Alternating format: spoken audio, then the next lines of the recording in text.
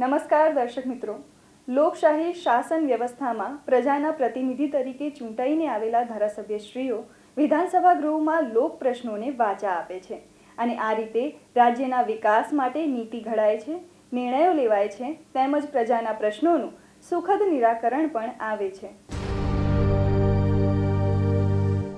દર્શક મિત્રો, 15મી ગુજરાત વિધાનસભાના 5મા સત્રના અંતિમ દિવસે હાથ ધરાયેલ મહત્વની કાર્યવાહીના સંકલિત અંશો લઈને અમે ઉપસ્થિત થયા છીએ લોકશાહીના ધબકારા કાર્યક્રમમાં. તો આવો નિહાળીએ લોકશાહીના ધબકારા.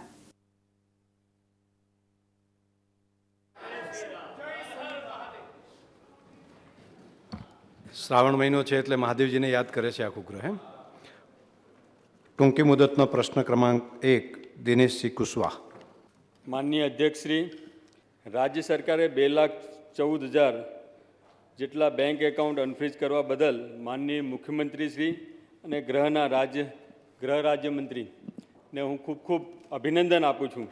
હું આ એક પૂછવા માંગીશ, આ કામગીરી માટે રાજ્ય સરકારનો હેતુ શું છે જણાવવા વિનંતી કરે. માનનીય અધ્યક્ષશ્રી, માનનીય સભ્યશ્રી દ્વારા 8/8/2024ના જ્યારે પ્રશ્ન પૂછવામાં આવ્યો હતો ત્યારે 2,14,000 જેટલા ગુજરાતના નાગરિકોના જે ખાતાઓ ફ્રીઝ કરવામાં આવેલા હતા એ અનફ્રીઝ કરવામાં આવ્યા. માનનીય અધ્યક્ષશ્રી, આજની તારીખે ગુજરાતના 2,58,497 નાગરિકોના ખાતાઓ અનફ્રીઝ કરવામાં આવ્યા છે. ગુજરાત રાજ્ય દેશનું આ પ્રથમ રાજ્ય છે જેમાં આ પ્રકારના નિયમો બનાવીને રાજ્યના નાગરિકો જે નાના મોટા સાયબર ક્રાઇમના ફ્રોડની અંદર ફસાઈ ગયા હોય તે લોકોના જે બેંક એકાઉન્ટ છે એની અંદર જે રકમો હોય છે એ રકમો માનનીય અધ્યક્ષશ્રી એના ધંધા અર્થે, ઘરના અલગ અલગ કામો અર્થે માનનીય અધ્યક્ષશ્રી જે રકમો રખાઈ હોય છે તે લાંબો સમય માનનીય અધ્યક્ષશ્રી ફ્રીઝ રહેતી હતી. તેના કારણે આ પરિવારોમાં ઘણી તકલીફો પડતી હતી. પરંતુ આજે આ નિયમો બદલવાના કારણે 2,58,497 પરિવારને માનનીય અધ્યક્ષશ્રી એના માટે દિવાળીના તહેવાર જેવી ખુશી છે.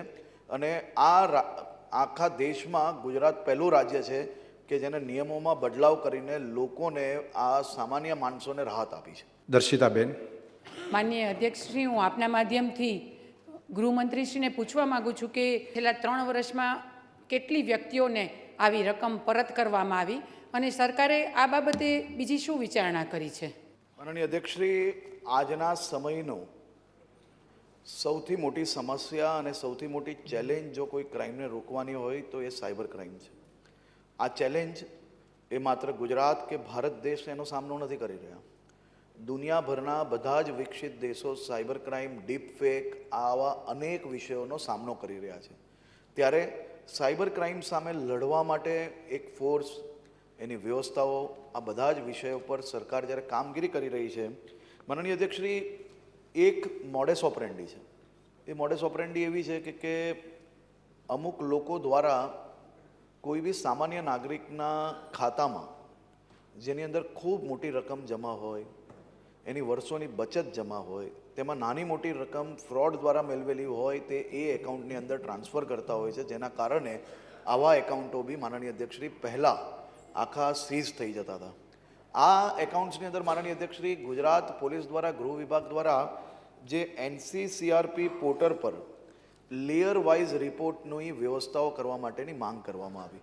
માનનીય અધ્યક્ષશ્રી, લેયર વાઇઝ રિપોર્ટ એટલે કે જો ચીટિંગના રૂપિયા આવ્યા હોય, 5,000 રૂપિયા આવ્યા અને 5 કરોડ રૂપિયા એના એકાઉન્ટમાં એની બચત જમા હોય તો એ 5,000 રૂપિયા સિવાયની 5 કરોડની જે રકમ છે એનો લેયર રિપોર્ટ આપણે મળે, જેના કારણે આપણે માત્ર ચીટિંગની જે રકમ છે એટલા જ રૂપિયા સીઝ રાખવા પડે, એના સિવાયના રૂપિયા લોકોના અટવાય નહીં અને એ ફ્રીઝ ના રહે તેની વ્યવસ્થાઓ માનનીય અધ્યક્ષશ્રી કરવામાં આવી. આવા રિપોર્ટો જ્યારે આપણે માંગ્યા માનનીય અધ્યક્ષશ્રી, આ પ્રકારની વ્યવસ્થાઓ જ્યારે આપણે ઊભું કરવાનો પ્રયત્ન કર્યો તો કેન્દ્ર સરકારની નવી દિલ્હી ખાતે I4C જે સંસ્થા છે, જે આખા દેશનું સાયબર રિલેટેડ ક્રાઇમનું માનનીય અધ્યક્ષશ્રી સંકલન કરતી હોય છે, એ I4C દ્વારા માનનીય અધ્યક્ષશ્રી આ પ્રકારના રિપોર્ટના લેયર્સ બનાવી આપવામાં આવ્યા. એ લેયરના રિપોર્ટ બનતાની સાથે આટલી મોટી સંખ્યામાં અકાઉન્ટ અને આટલા પરિવારોને રાહત આપવામાં માત્ર 20 દિવસની અંદર આપણે આ સફળતા મળી છે. 20 દિવસની અંદર માનનીય અધ્યક્ષશ્રી 750 લોકોની ટીમ ગુજરાત પોલીસની આ 2,58,000 પરિવારને જે કંઈ રાહત આપવાની હતી તે માટે રાત દિવસ કામગીરી કરી. માનનીય અધ્યક્ષશ્રી, આજે બી આ ચેલેન્જ આપણી સામે દિવસે ને દિવસે વધતી જાય છે. આ ચેલેન્જનો સામનો કરવા માટે જે ફરિયાદો થાય છે, જે લોકોના ફોન આવે છે, સમયસર ફોન આવે છે, તેના તો આપણે એકાઉન્ટ સીઝ કરવા માટે કે આગળ રકમ જે ટ્રાન્સફર થતી હોય એને રોકવામાં આપણે જરૂરથી સફળતા મળે છે.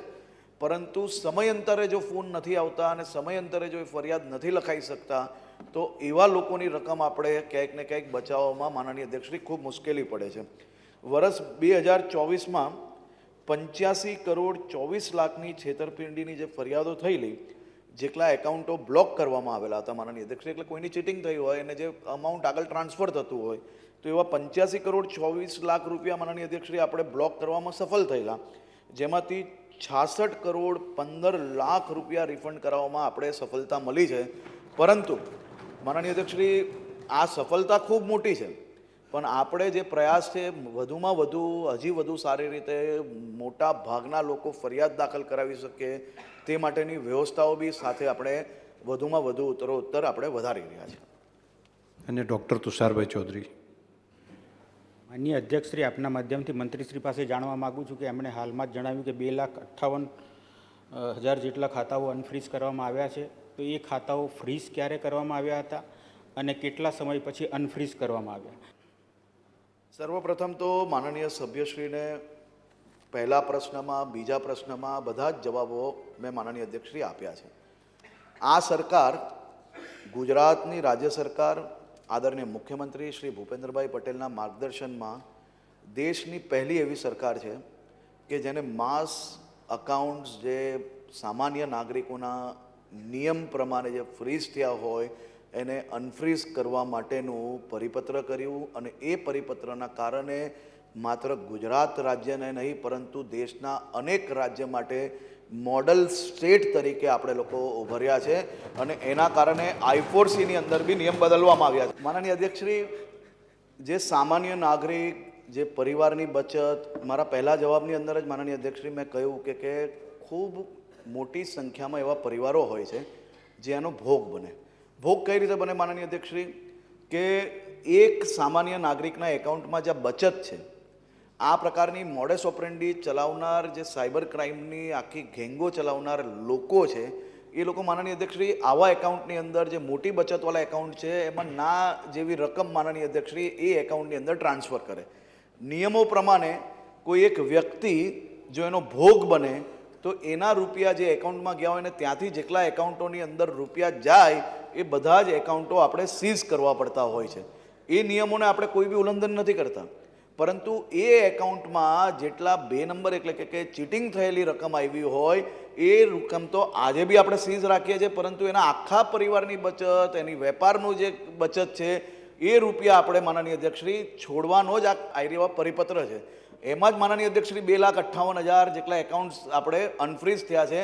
જે દેશના બધા જ રાજ્ય ભેગા કરશો ને, બધા જ રાજ્ય, તો બી આટલા એકાઉન્ટ નહીં થાય જેટલા ગુજરાતે અનફ્રીઝ કર્યા છે. સાથે સાથે જે લોકોના અકાઉન્ટો અનફ્રીઝ થાય છે, માનનીય અધ્યક્ષશ્રી, જ્યારે બી કોઈ નવો નિયમ બનાવીએ તો સમાજમાં આ પ્રકારના લેભાગુ લોકો આ પ્રકારના પ્રયત્ન કરતા જ હશે. હું એને નકારતો નથી, એમના પ્રશ્નને, એમની વાતને બી નથી નકારતો, પરંતુ આ પ્રકારના કોઈ બી કિસ્સા તમારા ધ્યાનમાં બી આવે તો આપ અમારા ધ્યાનમાં મૂકજો. અમે જેટલા લોકોના એકાઉન્ટ અનફ્રીઝ કરીએ છીએ એ લોકોને ઈમેલના માધ્યમથી તાત્કાલિક જાણકારી આપીએ છીએ અને એમાં માનનીય અધ્યક્ષશ્રી કોઈ બી ચૂક થતી હશે તો એ બી અમે પાછી એકવાર સિસ્ટમ ચેક કરી લેશું. સમયગાળો એવું છે, હું આપી લઉં. એક મંત્રીશ્રી જવાબ આપી દે પછી આપને મોકો. 1000 એકાઉન્ટના સમયગાળાઓ બધાના અલગ અલગ ફ્રીઝ કરવાના હતા અને અનફ્રીઝ જે થયા છે માત્ર 20 દિવસની અંદર થયા છે. આપણે એક નવું પરિપત્ર બહાર પાડ્યું. સમાજની અંદર ખરેખર આ મોટી તકલીફ હતી, આપણે સમજીએ છીએ, પરંતુ આજની જે ટેકનોલોજીના આધારે મિસયુઝ કરીને લોકો જે આનો ફાયદો લેતા હતા એ માટે આપણે આ પરિપત્ર કરવું જરૂરી હતું. પરંતુ કોઈના એકાઉન્ટ 6 મહિના પહેલાં બી થયા હશે, કોઈના 15 દિવસ પહેલાં બી થયા હશે અને કોઈના વર્ષ પહેલાં બી થયા હશે, પણ આપણે અનફ્રીઝ કરવું જરૂરી હતું, એટલા માટે આપણે અનફ્રીઝ કર્યું છે. ટૂંકી મુદતનો પ્રશ્ન ક્રમાંક 2, માન્ય શ્રી વિપુલભાઈ પટેલ. માન્ય અધ્યક્ષશ્રી, આપણા મારફતે રાજ્ય કક્ષાના સહકાર મંત્રીને પ્રશ્ન પૂછવા માગું છું કે 31/7/2024 સ્થિતિએ પ્રાથમિક કૃષિ ધિરાણ સહકારી મંડળીઓના મોડેલ બાયોલોજ કેટલા અપનાવવામાં આવ્યા છે અને આનાથી કૃષિ ધિરાણ મંડળીઓ કેવા પ્રકારની કામગીરી કરી શકે છે અને કેવા પ્રકારના લોકોને, ખેડૂતોને કેટલો ફાયદો, વિગતવાર માહિતી આપવા માટે વિનંતી. માન્ય અધ્યક્ષશ્રી, ખૂબ અગત્યનો પ્રશ્ન છે. આપ તો સહકારના ખૂબ જાણકારો અને અભ્યાસુ વ્યક્તિ છો, સહકારી આગેવાન છો, અમારા જિલ્લાનું ગૌરવ છો. આ હાઉસના ઘણા બધા સભ્યશ્રીઓ પણ સહકાર સાથે જોડાયેલા છે. પણ જ્યારથી દેશના યશસ્વી વડાપ્રધાન માનનીય મોદીજીએ 5 ટ્રિલિયન ઇકોનોમીની વાત કરી છે, દેશમાં સહકારતા વિભાગ અલાયદો ઊભો કરવામાં આવ્યો, ત્યારથી અમિતભાઈ શાહ સાહેબે પ્રથમ દેશના સહકારી મંત્રીએ સહકારતા મંત્રાલય બન્યા બાદ 54 જેટલા વિવિધ ઇનિશિયેટિવ લીધા છે. અને આ પૈકી એક મહત્ત્વની પહેલ એટલે પ્રાકૃતિક કૃષિ વિષયક સહકારી મંડળી માટે મોડલ બાયલોસ તૈયાર કરવાની હતી. માન્ય અધ્યક્ષશ્રી, 10,300 કરતાં વધારે પેક્સ એ રાજ્યમાં નોંધાયેલી છે. મોટાભાગની પેક્સને આપણે મોડલ બાયલોસ અપનાવવાની કામગીરી પરિપૂર્ણ કરી છે. સમગ્ર દેશ અને દરેક રાજ્યોની અંદર આ મોડલ બાયલોસ એક જ સરખી રીતે પેક્સ ચાલે, ગામડાઓ મજબૂત થાય, આર્થિક રીતે ગામડાઓ સમૃદ્ધ થાય અને ખેડૂતો સમૃદ્ધ થાય, ગામડાના યુવાનોને રોજગારીની તકો પૂરી પાડી દે. અને એટલા માટે આ મોડલ બાયલોઝ અપનાવ્યા છે. વિધાનસભાના તમામ ધારાસભ્યોએ પોતાના મત વિસ્તારમાં આવતા જેટલા પણ ગામડા છે, આ ગામડાની આ માહિતી બાદ કદાચ પોતાના ગામના યુવાનોને રોજગારીની તકો કઈ રીતે ઊભી થાય એ માન્ય અધ્યક્ષથી આપના માધ્યમથી સભાગૃહને જણાવવા માગું છું. મોડલ બાયલોઝ દ્વારા લગભગ 18 જેટલા ઉદ્દેશોને લગતી ધંધાકીય પ્રવૃત્તિ કરી આર્થિક ઉપાર્જન કરી શકે એ પ્રમાણેની કામગીરી છે. સભાસદો કૃષિ અને તેના ઉત્પાદનો લગતી પ્રવૃત્તિનું વિકાસ ટૂંકા ગાળાનું, મધ્યમ ગાળાનું ધિરાણ પૂરું પડી શકશે. સભાસદોને સરળતાથી ધિરાણની સુવિધા ઘર આંગણે મળશે. સભાસદોને કૃષિ વિષયક કામગીરી માટે લાંબા ગાળાની લોન પણ પૂરી પાડી શકશે. મંડળીમાં કાર્ય વિસ્તારમાં તેના સભ્યોને તકનીક અને નાણાકીય સહાય દ્વારા કૃષિ પેદાશો, તેના ઉત્પાદનો, પશુપાલન, મત્સ્ય ઉદ્યોગ, ઝીંગા ઉછેર, મરઘા ઉછેર, મધમાખી ઉછેર, રેશમ ઉત્પાદન એટલે સેરિકલ્ચર અને અન્ય જમીન અને સમુદ્ર આધારિત પ્રવૃત્તિ અને તેના સંબંધિત પ્રવૃત્તિને પ્રોત્સાહન આપવા એની વિકસાવવાની કામગીરી થશે. અને જે ગામની અંદર દૂધ મંડળી કે ફિશરીઝ મંડળી નહીં હોય, માન્ય અધ્યક્ષશ્રી, હમણાં જ આપણે અમૂલ ફેડરેશન દ્વારા પણ એક ઠરાવ કરવામાં આવ્યો છે, મોડલ બાયલો સુધારવામાં આવ્યા છે. જે ગામની અંદર દૂધ મંડળી નહીં હોય એ ગામની અંદર પેક્સ પણ હવે પછી દૂધને લગતી કામગીરી કરી શકશે. આ ઐતિહાસિક નિર્ણય એક સહકાર વિભાગે કર્યો છે. માન્ય અધ્યક્ષશ્રી, મંડળીના સભાસદોને ના લાભ માટે સ્થાનિક એકમો, સરકારી વિભાગો, યુનિવર્સિટી, કંપનીઓ સાથે સંકલન સાધી અને તેની જરૂરી વ્યવસ્થા પૂરી પાડી શકશે. અને સેવા અથવા વ્યાવસાયિક કામગીરી જેવી કે માળખાગત વિકાસ, સામુદાયિક કેન્દ્ર, હોસ્પિટલ. માન્ય અધ્યક્ષશ્રી, ગામથી તાલુકા લેવલે કે જિલ્લા લેવલે જવું હોય તો દરેક ગામમાં દેશના યશસ્વી વડાપ્રધાન માનનીય મોદી સાહેબે જે જેનરિક દવાના સ્ટોર એની પણ મંજૂરી આગામી દિવસોમાં પેક્સ ચલાવી શકશે. શૈક્ષણિક સંસ્થાઓ, વ્યાજબી ભાવની દુકાન એટલે ગામના વ્યક્તિને બહાર ના જવું પડે એના માટે વ્યાજબી ભાવની દુકાન, વિવિધ પ્રકારની ડીલરશીપ જેવી કે LPG, petrol, diesel, green energy વગેરે લગતી કામગીરી પણ પેક્સ કરી શકશે. ખેતર અથવા ઘરગથ્થુ ઉપભોક્તા અને ટકાઉ ફાર્મ મશીનરી, કોઈ પણ પ્રકારની નાનો મોલ કરવો હોય એ પ્રકારની તમામ કામગીરી એ લોકો કરી શકશે, એની તાલીમ આપી શકશે. ખેડૂતોના ઘરમાં લોકર ના હોય તે તાલુકા લેવલે પેક્સમાં પણ લોકરની સુવિધા ખોલી શકશે. કૃષિ વિકાસના અથવા કૃષિ સંબંધિત વ્યવસાયને મજબૂત કરવા માટે તમામ સભ્યોની સામાજિક, આર્થિક, નાણાકીય, વ્યવસાયિક સંબંધ માહિતી એકત્રિત કરી શકશે. કૃષિ અને સંકલન પ્રવૃત્તિઓ સંબંધિત આધુનિક ટેકનોલોજીના વિસ્તરણ પ્રવૃત્તિઓને પ્રોત્સાહન આપશે અને વિકસાવશે. કોઈ પણ પ્રકારની તાલીમ આપી શકશે, કર્મચારીઓને તાલીમ આપી શકશે. નાણાકીય બેન્કિંગ સંસ્થાઓ એજન્ટ અથવા બેંક મિત્રના બિઝનેસ કોરસ્પોન્ડન્ટને બિઝનેસ ફેસિલિટીઝ તરીકે કામ કરશે. નાણાકીય લેવડ દેવડ કરી શકશે, જેમ કાલે વાત થઈ 2 દિવસ પહેલાં જ માઇક્રોક્રેડિટના માધ્યમથી પણ પૈસા ડિપોઝિટ કરી શકશે, પૈસા ઉપાડી શકશે. સપાટોને માઇક્રો વીમો અને વીમા આપવાની પણ કામગીરી કરી શકશે. આ આધારિત પ્રવૃત્તિઓમાં યુવાનો મહિલાઓને સામેલ કરવા અંગે પણ પ્રોત્સાહન કરવામાં આવશે.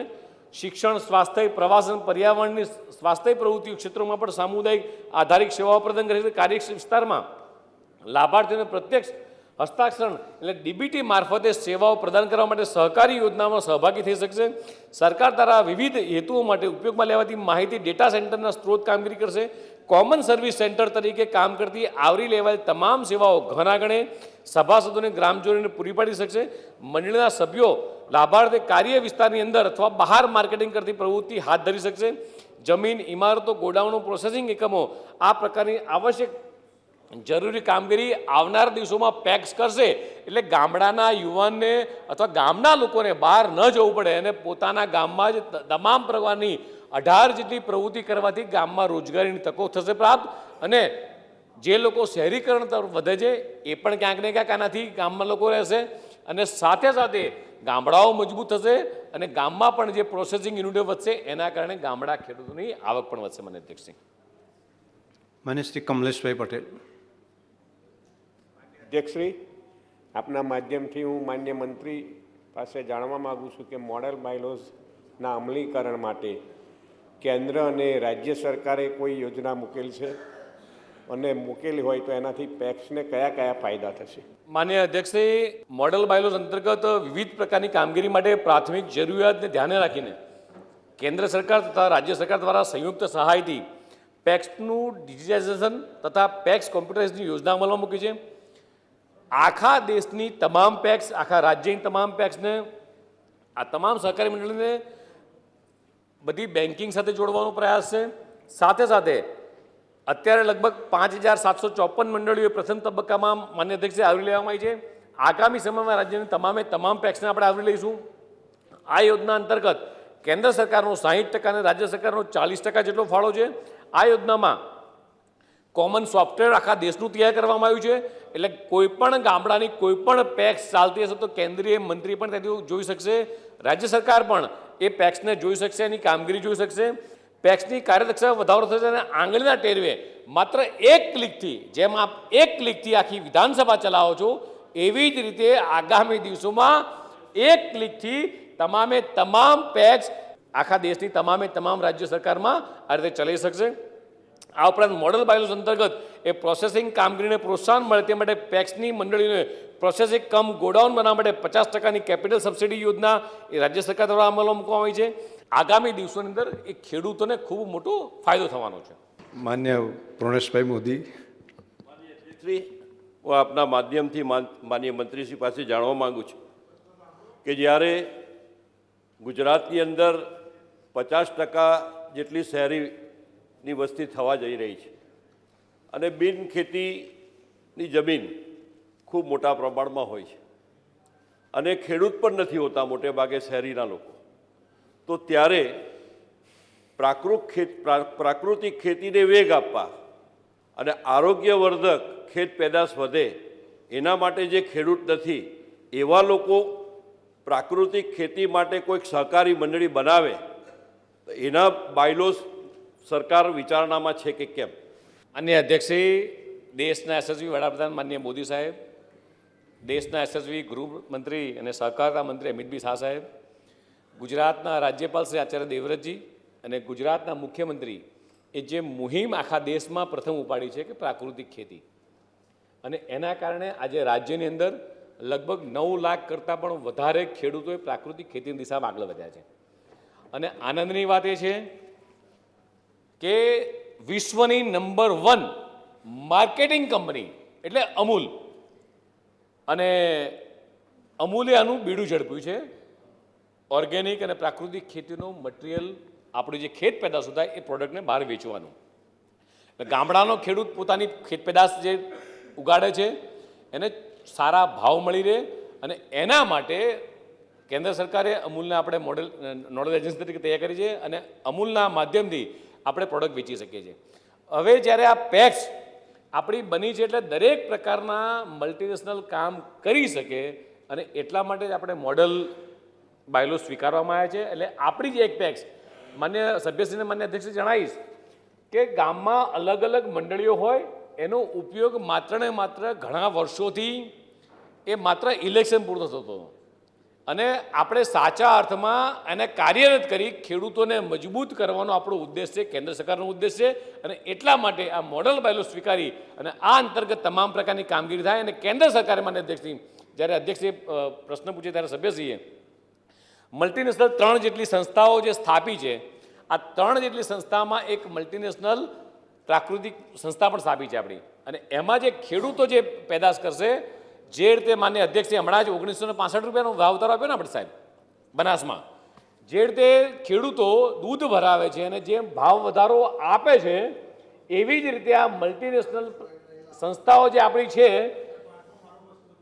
એમાં એની અંદર આપણે માન્ય અધ્યક્ષશ્રી ટાઈમ છે તમને માન્ય અધ્યક્ષશ્રી આજે 3 મલ્ટીનેશનલ સંસ્થાઓ આપણે જે રજીસ્ટર કરી છે એટલે ધારો કે હમણાં જ આપણે 8 લાખ મેટ્રિક ટનનો આપણને ઓર્ડર મળ્યો છે કેન્દ્ર સરકારને. આ 8 લાખ મેટ્રિક ટન અનાજ લાવશે ક્યાંથી સરકાર? તો એના માટે અલગ અલગ એપીએમસીઓને ખેડૂતો પાસેથી માલ ખરીદશે. જે પેક્સ આ મલ્ટીનેશનલ સોસાયટીમાં રજીસ્ટર થઈ જશે એમાંય ગુજરાતને 30,000 મેટ્રિક ટન જીરાનો ઓર્ડર મળ્યો. એ 30,000 મેટ્રિક ટન જીરું કાં ઊંઝામાંથી જશે કાં અમરેલીમાંથી કાં જુનાગઢમાંથી. તો એનો જે સીધો ભાવ વધારો મળશે એ સીધો જે તે ખેડૂતે માલ ભરાયો હશે એને ભાવ વધારો મળશે. એટલે આ મલ્ટીનેશનલ પ્રાકૃતિક ખેતીને આ પણ ફાયદા છે માન્ય અધ્યક્ષ. માન્ય અમિતભાઈ, જેટલો ટૂંકો પૂછશો ને એટલો તમારા પાછળના પ્રશ્નોનો જવાબ મળશે. લાંબુ કીધું એટલે પૂછવાનું મન થયું. માન્ય અધ્યક્ષશ્રી, 3,500 પંચાયતોમાં મંડળીઓ હાલ અસ્તિત્વમાં નથી કાં તો એને આ બાયલોજ અંગે કોઈ માહિતી નથી, એ જાણવા માંગુ છું. અધ્યક્ષશ્રી, પહેલાં તો આ પેક્સનો મૂળ હેતુ એ બદલાવાનો નથી, પણ જે વ્યાપક રીતે એનો બહોળો એ કર્યું છે એના કારણે યુવાનોને રોજગારી મળશે, ખેડૂતો મજબૂત થશે અને ગામની પેક્સ પણ મજબૂત થશે. 2, ત્રીજી વસ્તુ કે 10,000 કરતાં પણ વધારે પેક્સ છે જે પેક્સ નથી નોંધાયેલી અથવા જે લેમ્પ્સમાં છે, જે 4-5 જ્યાં ગામડા નાના છે એને આપણે લેમ્પ્સમાં નોંધેલી છે, બરાબર છે. બીજી વસ્તુ કે 658 જેટલો તમે જે આપણે લખેલું છે એની અંદર માન્ય અધ્યક્ષ એવું છે કે જે થીલા મંડળીની જે વાત કરી એ કોઈ કારણસર ચાલતી ના હોય મંડળી એટલે એને ફરજામાં ગઈ હોય એનું ઓડિટ કરી એને જો રિવાઇવ થવાની છે તો રિવાઇવ કરીશું અથવા દૂર કરી અને જે તે ગામને નવી નોંધીશું. માન્ય અર્જુનભાઈ. માન્ય અધ્યક્ષશ્રી, ગુજરાત રાજ્ય છે એ સહકારી પ્રવૃત્તિઓનું પ્રાઇમ મૂવર છે. જે ગામોમાં આ પ્રકારની મંડળીઓ નથી અથવા તો ત્યાં ખાલી સુસુપ્ત અવસ્થામાં છે ત્યાંના યુવાનોને આપણે જે સહકારી મંડળીના મંત્રી તરીકે બેંકના ખર્ચે તાલીમ આપીને એ નવા યુવાનોની એક નવી પેઢી સહકારી પ્રવૃત્તિમાં રસ લે એટલા માટે એ તૈયાર કરી રહ્યા છે. તો આવા પ્રયોગોને પ્રોત્સાહન આપીને દરેક ગામમાં પેક સહિતની જે વિવિધ સહકારી મંડળીઓ છે એનો વિકાસ કરવા માગો છો કે કેમ?